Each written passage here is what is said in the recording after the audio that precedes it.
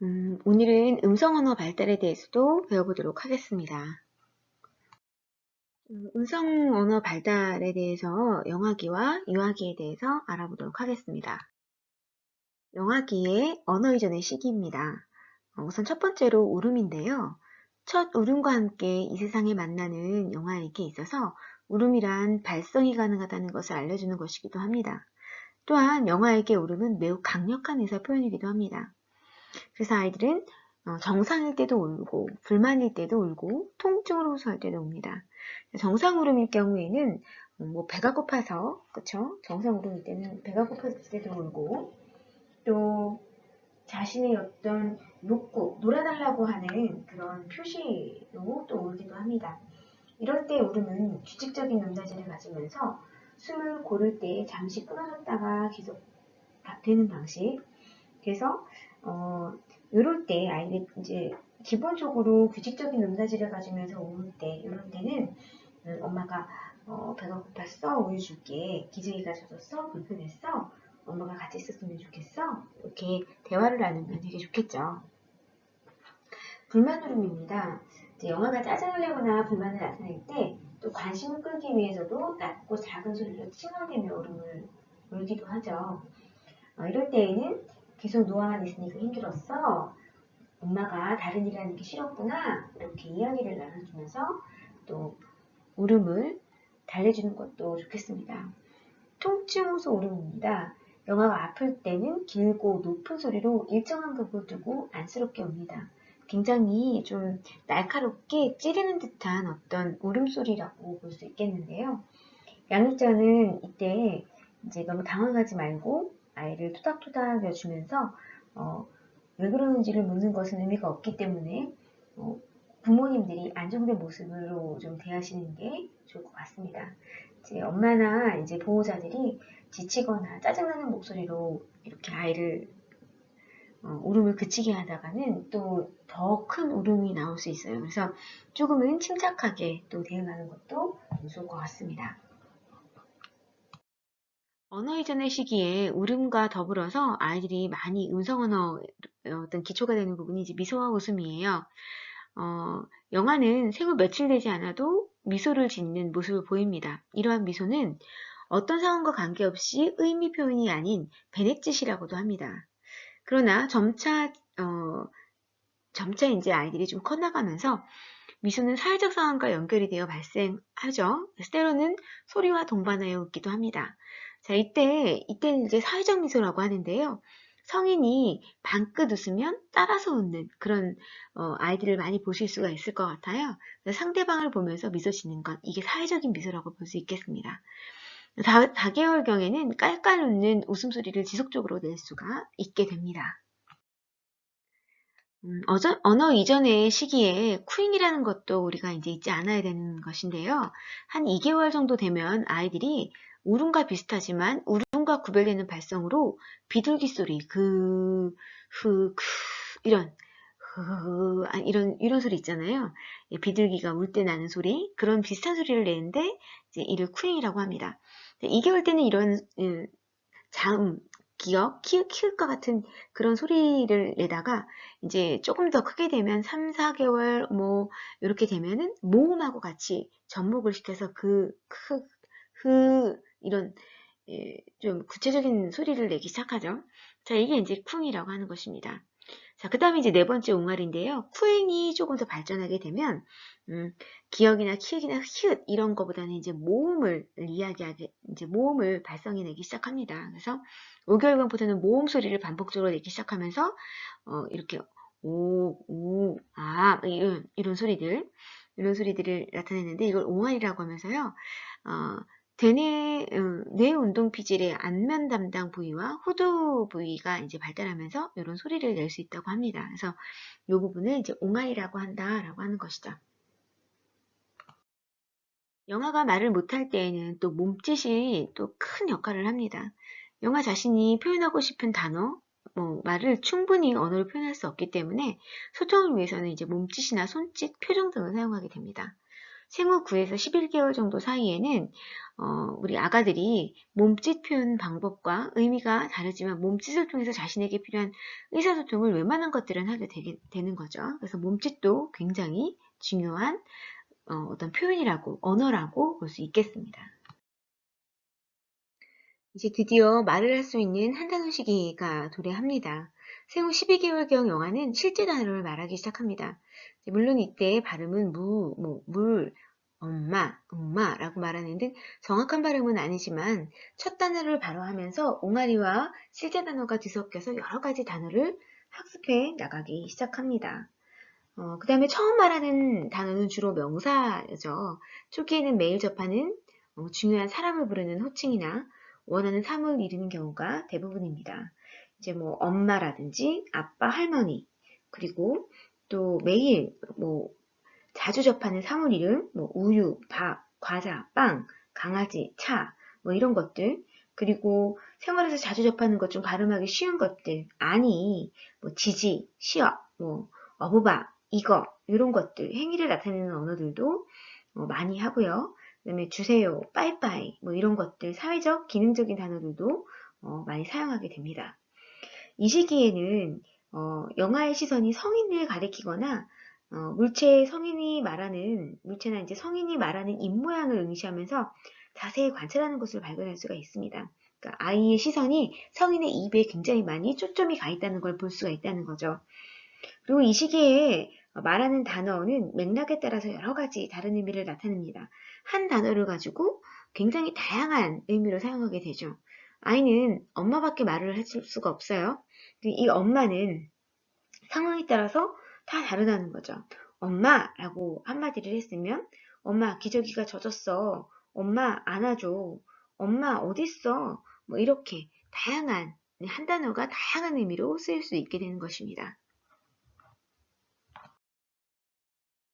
두 번째로 두세 단어 시기입니다.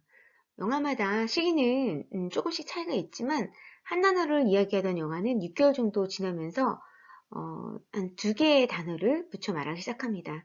즉 이제 12개월 정도의 엄마 이렇게 얘기하다가 이렇게 말하기 한 6개월 정도가 지난다면 한 18개월 정도 되는 거겠죠. 한 18개월 정도 되면 아이가 두 개의 단어를 붙여서 말하기 시작합니다.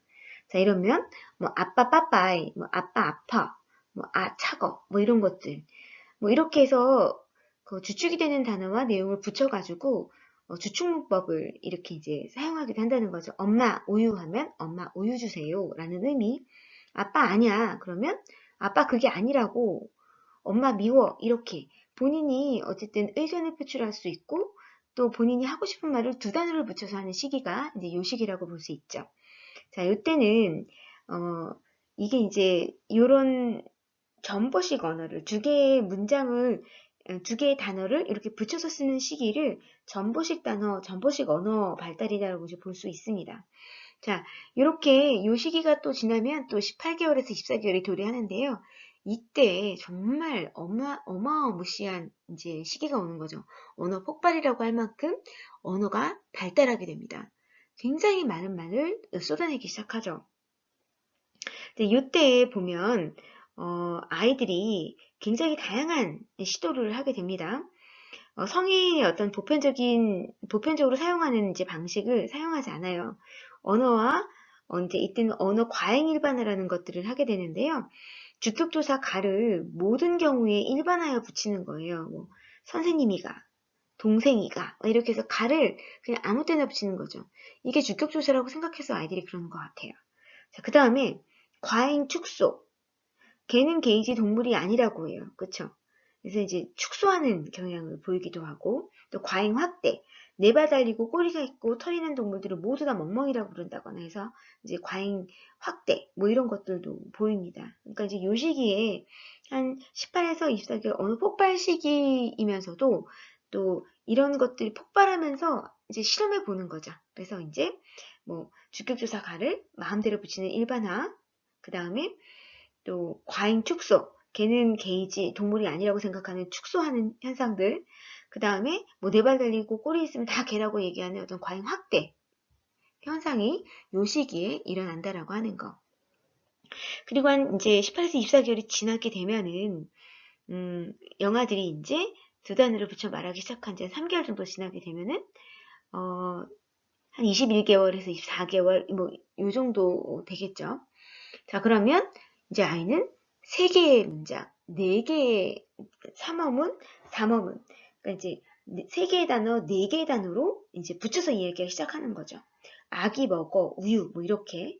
그쵸? 이때도 전보식 문장을 쓰긴 하지만 단어가 3개, 4개 붙기 때문에 조금 더 발전된 양상을 보이게 되는 겁니다. 그러니까 이제 두 단어를 붙여 말하기 시작하는 시기가 한 18개월 정도 된단 말이에요. 자, 그러면 한 3개월 정도 지난다. 뭐 그러면 21개월부터 아이들이 이제 2개 단어 붙이던 걸 3개 단어 붙이고 4개 단어 붙이고 하는 것들을 볼 수가 있는 거예요. 아이들마다 조금씩 다 다르지만 이 시기에 어쨌든 굉장한 언어 발달을 이룰 수 있다라고 하는 거 잊지 않으시면 좋을 것 같습니다.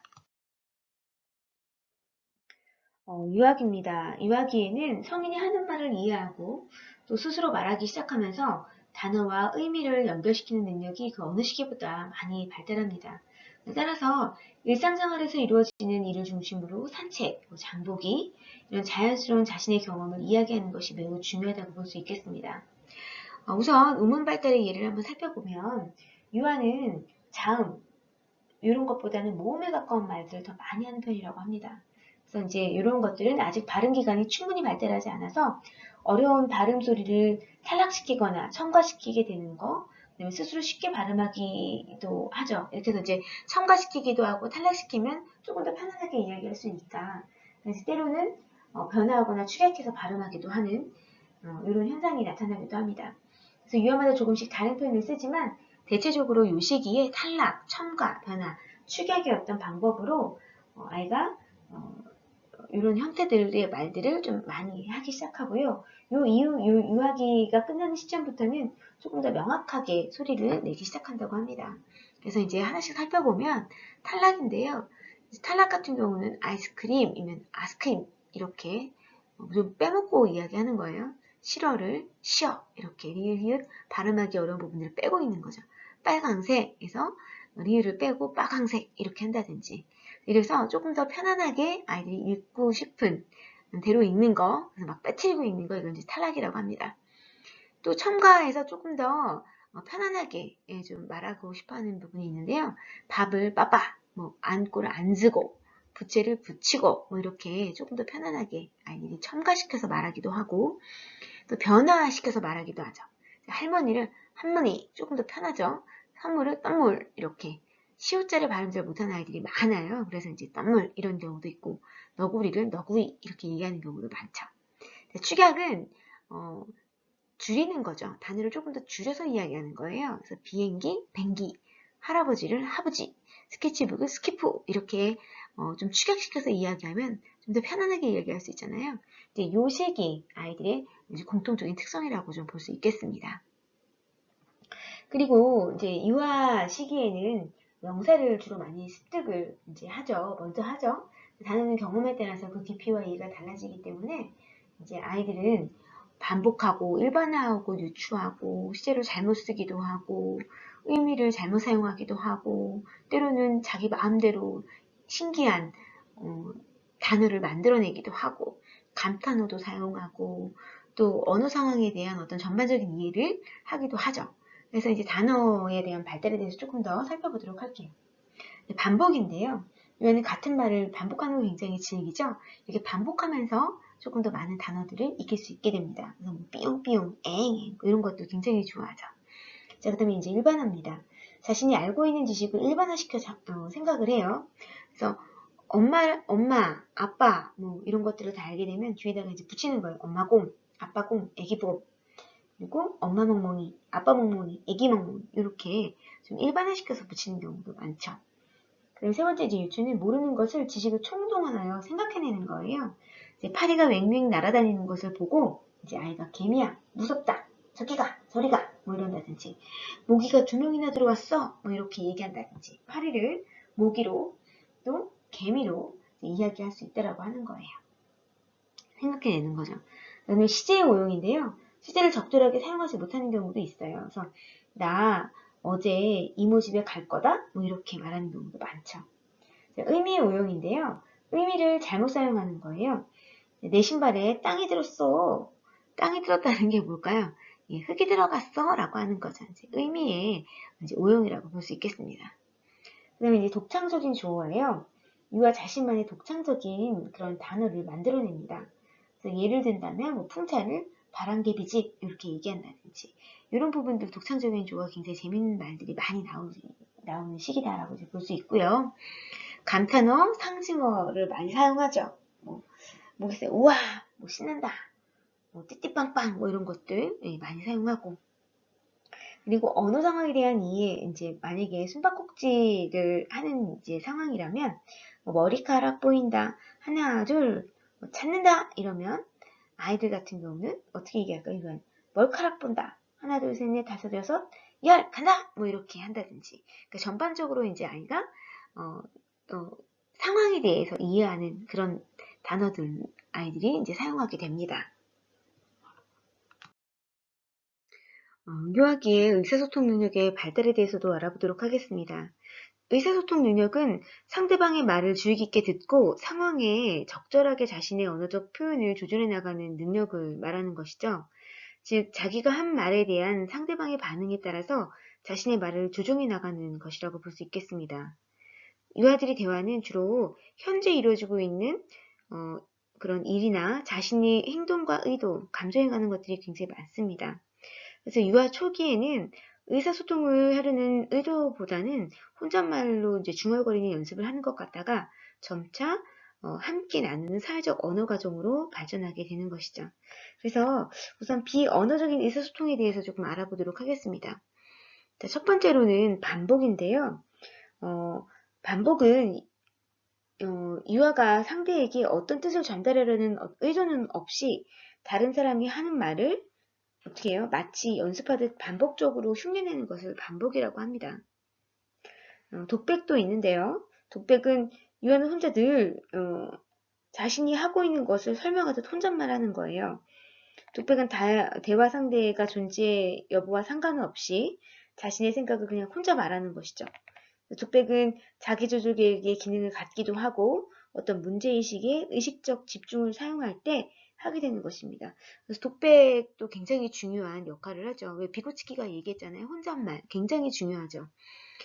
본인이 생각을 정리하는 시간이기도 하고 또 생각을 창조해내는 시기 것이기 때문에 뭐 혼잣말하는 건 굉장히 중요하다라고 되어 있고요. 이 시기가 조금 더 지나게 되면 집단적 독백 시기다라고 이제 나와 있는데요. 유아들이 함께 있을 때 자신의 이야기를 하면서 마치 대화하듯이 서로의 말에 꼬리를 물어 대화하는 게 집단적 독백입니다. 이제 뭐 예를 든다면 그런데 로봇은 힘이 세지? 라고 물으면 다른 유아가 아빠랑 놀이공원에서 기린 봤다? 이렇게 또는 로봇은 착한 놈이지? 응, 기린이 세상에서 제일 크지. 자, 이렇게 서로 대화는 하지만 뭐예요? 그냥 자기 혼자서 독백하는 거예요. 이런 게 이제 집단적 독백입니다. 혼자서 그냥 되뇌이는 게 아니라 같이 있지만 딴소리 하는 거예요. 이렇게 의사소통이 되기 이전까지 비의사소통적 단계에서는 반복하고 또 독백하고 또 집단적 독백의 어떤 형태를 보이게 됩니다. 이런 것들이 이제 훈련되어지다가 의사소통적 단계로 발달하게 되는데요. 의사소통이 조금 더 원활하게 이루어지게 되는 유아는 정보, 비평, 명령, 요구, 위협, 질문, 대답과 같은 사회화된 언어를 사용하게 되면서 조금 더 의사소통이 원활해지게 됩니다. 유아기 이야기 발달입니다. 유아는 자신이 알고 있는 것, 들은 것, 상상한 것들을 이야기하기를 되게 좋아하죠. 이러한 이야기하기는 자신의 경험을 다른 사람들과 함께 공유하기 위해서도 이루어지기도 합니다. 이제 이야기 발달에서는 순서가 좀 있어요. 그래서 이제 스크립트의 발달, 개인적인 내러티브의 발달, 이렇게 이제 이런 순서를 가지고 가는데요. 우선 스크립트의 발달이라고 하는 것은, 우선 스크립트가 무엇인지 좀 알아야겠죠. 스크립트란 어떤 행위를 설명할 때 또는 가르치고자 할 때, 지시할 때 사용되는 것이다 라고 했어요. 그래서 유아가 본인 주변에서 일어난 사건에 대해서 이야기할 때 주로 볼 수 있습니다. 뭐 예를 든다면 뭐 사람들이 많이 있어요. 뭐 이렇게 한다든지 옷 입는 거, 뭐 생일 파티, 식당 친근한 사건에 대해서 일어난 걸 뭐 순서대로 이야기한다든지 할 때, 뭐 주로 각본처럼 말할 때 쓰이는 것이 이제 스크립트다라고 얘기할 수 있겠습니다. 두 번째는 개인적인 내러티브의 발달인데요. 이 개인적인 내러티브는 유아가 개인적으로 경험한 특정한 사건을 참여자 조망으로, 그러니까 이제 개인의 어떤 감정이나 이런 것들을 좀 드러내지 않고 약간 제3자의 참여자 조망으로 과거 시제를 사용해서 이야기할 수 있는 걸 이제 개인적인 내러티브라고 이야기합니다. 이제 개인적 내러티브는 유아 자신의 경험이나 성인과의 대화를 기억해서 이야기할 때 주로 나타나게 됩니다. 자세한 그 내러티브, 개인적 내러티브의 발달 단계에 대해서는 바로 이제 뒤에서 다시 한번 설명드리도록 하겠습니다. 개인적 내러티브의 발달 순서입니다. 이제 수준 1, 2는 영하기에 해당하는 것이겠죠. 그래서 수준 1을 보면 이야기 구조 형성 및 사건의 시간적 연결이 되지 않은 내러티브다. 그러니까 이제 이야기 구조, 뭐 사건 이런 것에 대한 것들이 연결되지 않은 거예요. 그래서 개인적인 경험을 이야기하는 것보다는 다른 것에 대해서 말하는 것, 이야기를 하긴 하지만 문장으로 이야기를 하지 못하는 경우 이제 영하기에 해당하겠죠. 자, 수준 2도 마찬가지입니다. 단일 사건에 대한 내러티브만 이야기하는 거예요. 병원에 갔었어요. 그죠? 뭐 이렇게. 3수준부터는 이제 만 3세 정도가 해당되는 수준일 것 같아요. 한 두세 가지 사건을 그냥 쭉 나열하는 거예요. 뭐 누나가 학교에 갔었는데 어떤 아저씨가 흰 토끼를 안고 있었대요. 뭐 이렇게 이 두세 가지 사건을 나열하는 이런 내러티브. 자, 그 다음에 한 4수준 정도는 뭐 4세 정도 될 수 있을 것 같아요. 사건을 건너뛰는 내러티브. 뭐 두세 가지를 나열하는 내러티브. 두세 가지 이상의 사건을 제시하고 사건의 순서를 뒤섞여 말하면서 관련되지 않은 다른 이야기를 제시하는 경우도 있죠. 수준 4 정도에. 수준 5 정도가 되면 이제 만 5세 정도 되는 것 같은데요. 정점과 종별 없이 이제 시간의 어떤 사건의 순서적, 시간의 순서대로 이렇게 쭉 나열하는 내러티브를 이야기할 수 있는 거예요. 그러니까 이제 뭐가 있었고, 뭐가 있었고, 뭐가 있었고가 뒤죽박죽 섞이지 않고 순서대로 이야기를 만들어서 나열하는 그런 어떤 수준 단계. 이게 이제 오수 수준 5번째 단계라고 볼 수 있습니다. 수준 6, 7 정도도 만 5세 이후에 이제 아이들이 겪게 되는 어떤 단계일 것 같고요. 한 수준 8 정도가 만 6세 정도, 그래서 전형적인 내러티브가 완성되는 시기라고 볼 수 있습니다. 그래서 수준 6, 7 정도를 보시면 정점이 없고 종결이 있는 사건의 순서적 나열 내러티브다. 그래서 정점은 없어요. 뭔가 이야기에 왜 클라이막스 같은 거 있잖아요. 이런 것들은 없지만 사건을 순서적으로 이야기하고 문장으로 표현한 종결어가 있는 경우 뭐뭐 했었어요. 뭐뭐 했지요. 뭐 이렇게 종결이 있는 경우를 이야기하는 것이고, 또 수준 7 같은 경우는 정점에서 종결되는 내러티브, 사건의 긴장, 뭐 대조, 과장, 감탄, 주집중, 정서적인 반응 등을 나타내고 이야기가 끝나는 경우이며 종결 문장이 뭐 딱히 없지만 이야기가 어쨌든 정점에서 끝나는 조금 클라이막스가 있는 그런 이야기의 흐름이 있는 그런 수준을 7수준 정도로 보고요. 수준 8 정도는 전형적인 내러티브, 이제 내러티브가 무엇인가에 대해서 또 주제 제시로 시작해서 이는 사건을 제시하고 정점을 제시하죠. 그 후에 평가 또는 사건이 어떻게 해결되는지를 제시해서 종결되는지까지가 전형적인 내러티브가 나타나는 시기라고 이제 설명할 수 있겠습니다. 이야기 발달에서 보면 이제 우리가 어떤 스크립트의 발달, 개인적인 내러티브의 발달, 세 번째로 가상적 내러티브의 발달까지 이제 오게 되는 겁니다. 이 가상적 내러티브는 구조적으로 굉장히 다양한 유형의 문법적 형식이 나타나게 되고요. 단순한 에피소드의 이야기, 거기에 2개 이상의 에피소드가 포함된 보다 복잡한 이야기 구조로 구성되는 것을 이야기하고 있습니다.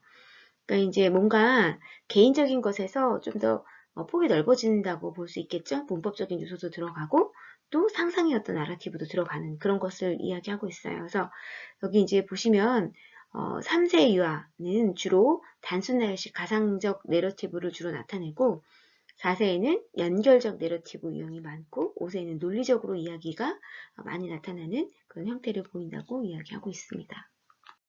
가상적 내러티브의 발달 순서는 한 여기도 마찬가지로 한 8수준 정도로 나타나는데요. 거의 그 개인적 내러티브의 어떤 발달 단계와 좀 비슷하게 좀 흐름을 같이 가고 있습니다. 그래서 이 내용은 한번 살펴보시기 바랍니다.